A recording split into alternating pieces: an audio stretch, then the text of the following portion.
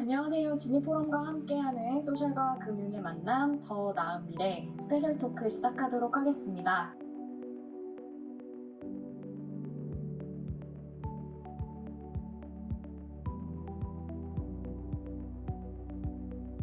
함께 행복한 세상을 만들어가기 위해서는 사회와 경제 전반에 대한 우리의 꾸준한 관심이 필요할 것 같은데요.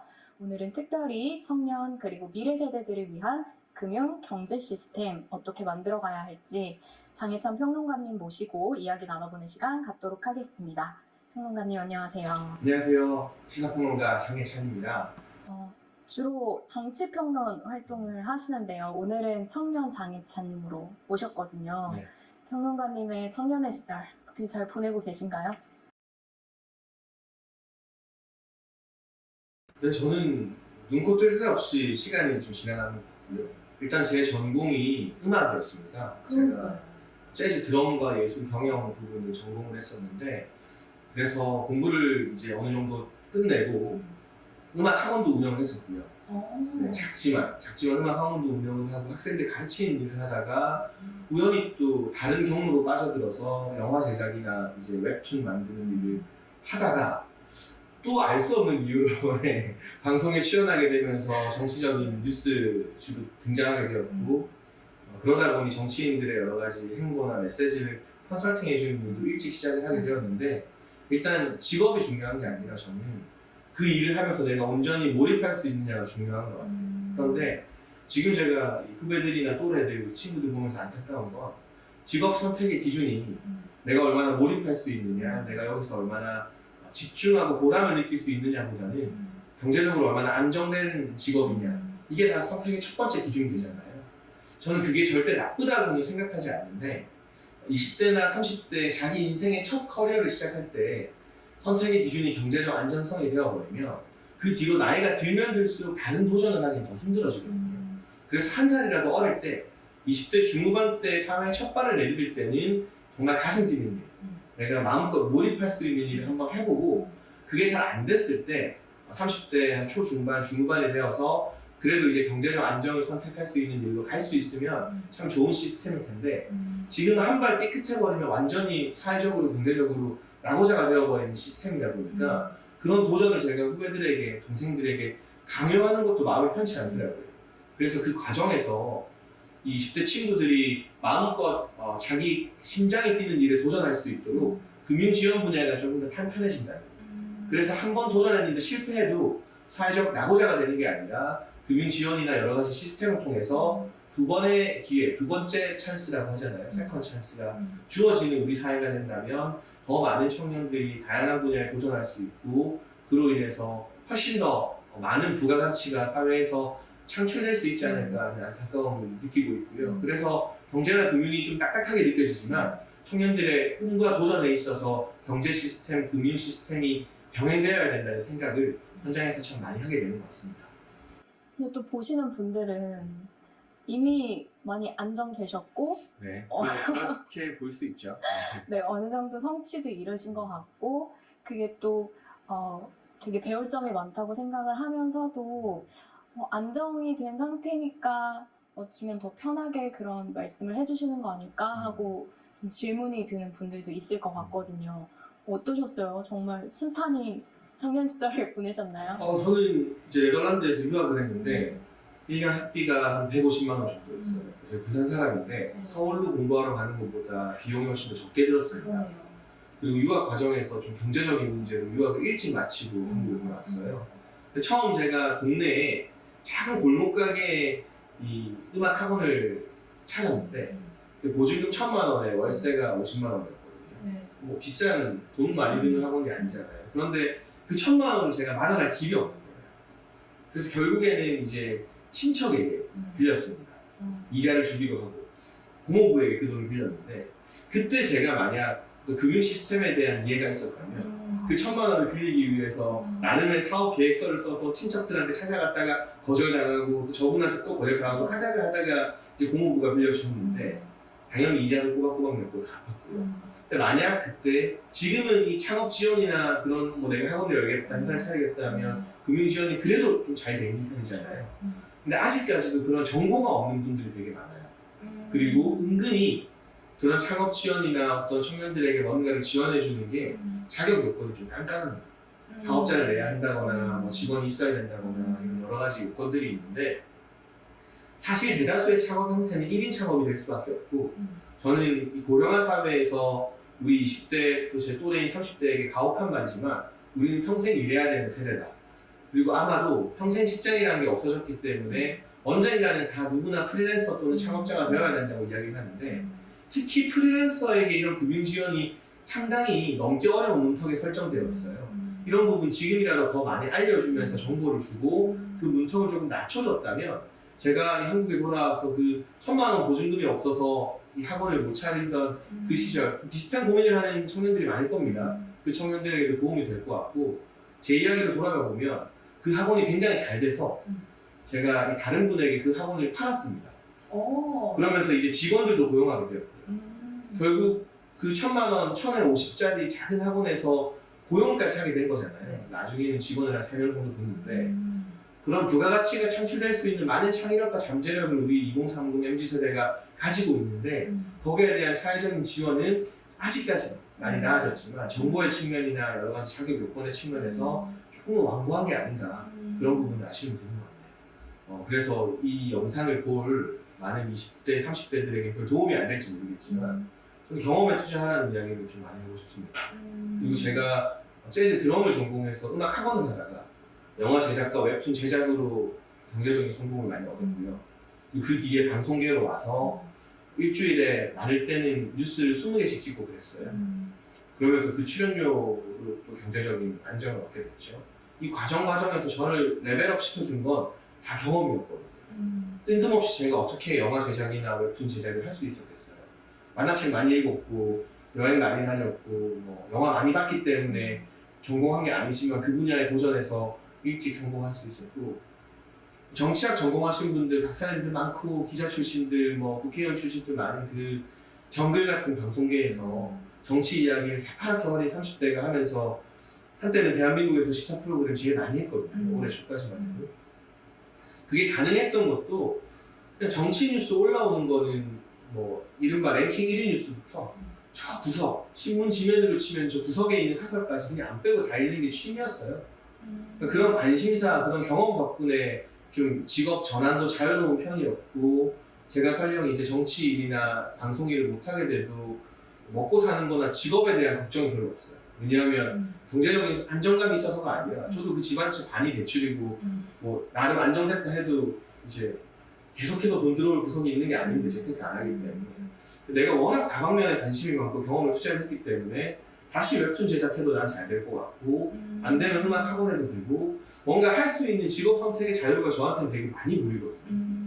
그렇기 때문에 이게 좀 소설 같은 소리로 들릴지 아닐지는 잘 모르겠지만 재테크에 대한 관심 전 나쁘다고 생각 안 합니다. 하지만 그 주식이나 코인에 대해서 공부하는 것 반의 반만큼이라도 내 전공과 상관없는 다양한 분야의 취미 활동이 되었건 뭐 리포트가 되었건 이 경험을 주고 경험 투자하고 관심을 가지는 게 제2의 인생, 제3의 인생을 열어주는 나비 효과를 언제 일으킬지 모르기 때문에 그런 부분에 대한 투자도 어릴 때 게을리하지 않았으면 좋겠다는 말을 하고 싶습니다. 혹시 청년들이 뭐 창업을 하고 싶거나 새로운 일에 도전하고 싶을 때 다양한 방법들을 좀 찾아보게 될 텐데 그런 것들이 더 많이 알려지고 또 청년들에게 맞닿을 수 있는 접점들이 많으면 좋겠다고 말씀을 해주셨어요. 혹시 우리가 그런 것들에 대한 정보를 알려고 한다고 했을 때 과연 어떻게 그런 것들을 좀 찾아갈 수 있을까요?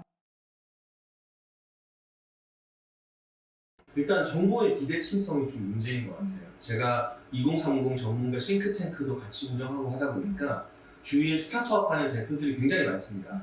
뭐 어마어마하게 성공한 스타트업 대표도 있고 힘든 과정에서 고군분투하는 대표들도 있는데 보통 이 창업 시장에 뛰어들고 스타트업을 해봤던 사람들은 정부의 창업 지원금 관련된 정책을 잘 알고 있더라고요. 그래서 안 좋은 경우를 보면 이 지원금 사냥꾼이라는 신조어가 생기기도 했죠.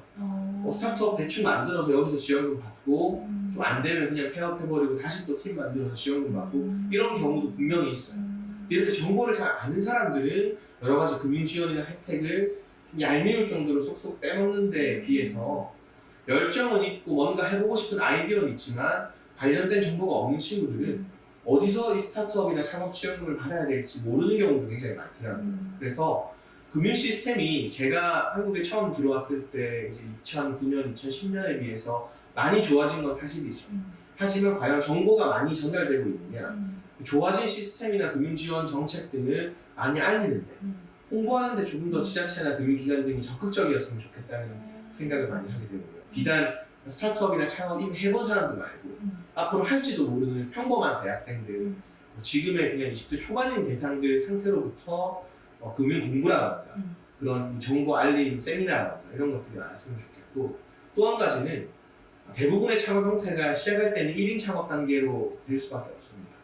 1인 창업은 말만 바꾸면 사실 프리랜서랑 동의어인데 제가 은행에 대출 받으러 가봐도요. 네. 제가 신고하는 종합소득액이 꽤 높은 편이거든요. 또래에서도.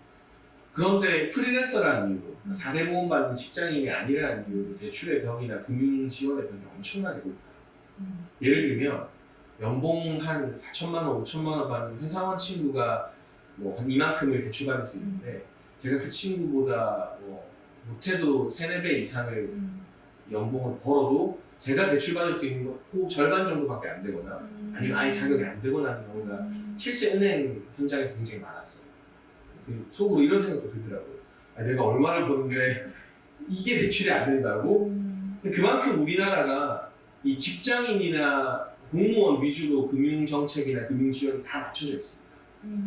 저처럼 어느 정도 경제적인 성공이라고 할까요? 그래도 4억대 이상의 수입을 버니까 이런 사람들마저도 프리랜서라는 이유로 1인 창업가라는 이유로 실질적인 어떤 금융 혜택에서는 제외되어 있는 경우가 굉장히 많아요. 그런 부분을 좀 보강해 주셨으면 좋겠어요. 그래야만 이 청년들이 1인 기업가 또 프리랜서로 도전을 하는 데 있어서 고민하는 요소들이 하나 정도는 사라지게 될 것 같고, 또 창업을 하는 데 있어서도 처음부터 우리가 2-3명 팀 짜서 창업하는 경우도 있지만 혼자 하는 경우도 많거든요. 그러면 사무실 같은 경우도 따로 없어요. 그냥 집에 내 방이 사무실이 되는 거예요. 우리가 맨날 애플이나 테슬라 이런 이야기 하는데 다 미국의 자기 집 차고에서 하는 거잖아요. 근데 우리는 이 차고가 있는 집이 아니니까 그게 그냥 아파트 내 방, 빌라 내 방이 차고나 마찬가지인 거예요. 근데 왜 사업자 주소 없고 이런 공유 오피스라도 안 쓰고 하면 창업 혜택 받기 힘들잖아요, 지원 혜택. 근데 공유 오피스에 등록해서 사업자 주소 등록하는 것에만 한 달에 몇십만 원씩 다 나가게 됩니다. 그게 다 비용이거든요. 그런 부분에 있어서 저는 특별히 1인 창업자들, 또 프리랜서들에 대한 어떤 금융 지원이나 창업 혜택 지원, 투자 지원 등이 조금 더 확대되고 그 같은 정보들이 많아졌으면 좋겠다는 아쉬움을 제가 현장에서 경험하면서 느꼈던 것 같습니다. 그럼 혹시 우리 사회를 리드하고 계신 리더분들이 되게 각계각층이 계실 텐데 그 분들은 좀 어떤 노력을 해주시면 저희 청년들이 좀 더 창업이나 아니면 새로운 그런 금융 시스템의 혜택을 보면서 그거를 힘을 받아서 자신들의 꿈을 펼칠 수 있도록 나아갈 수 있을까요? 일단은 저는 소통하는 기회를 좀 많이 가졌으면 좋겠습니다. 성공할 리더라면 일단 그분들의 경험 자체가 도전하려는 청년과 2030에게는 엄청난 자산이 될 겁니다. 돈 주고도 살 수 없는. 그런데 TV, 예능이나 이런 데서 가끔 보고 아주 특별한 이런 지금 우리가 하고 있는 이런 행사, 이런 특별한 행사에서만 그분들의 목소리를 들을 수 있는데 좀 이런 행사 같은 경우도 많이 생겼으면 좋겠고요. 그리고 다양한 기회를 통해서 이 지자체나 공공기관이 사회적으로 성공할 리더와 이제 도전을 시작하려는 청년들이 연결해주는 그 연결 창구 역할을 좀 더 많이 했으면 좋겠어요.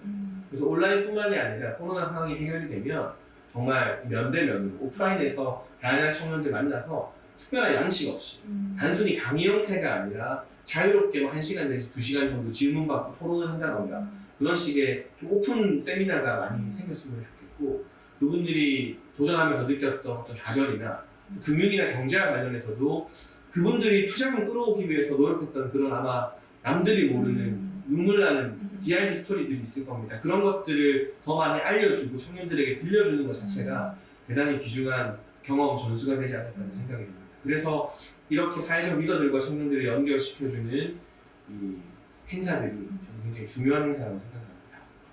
저희 지금 꿈을 향해 나아가고 있는 많은 청년들이 있는데 그 청년들에게 응원의 메시지 부탁드리겠습니다. 저도 사실은 그 학교 학업을 중간에 포기하고 여러 가지 사유로 중도에 그만두고 돌아왔을 때 부모님 집에 얹혀 사는 시절이 있었고요.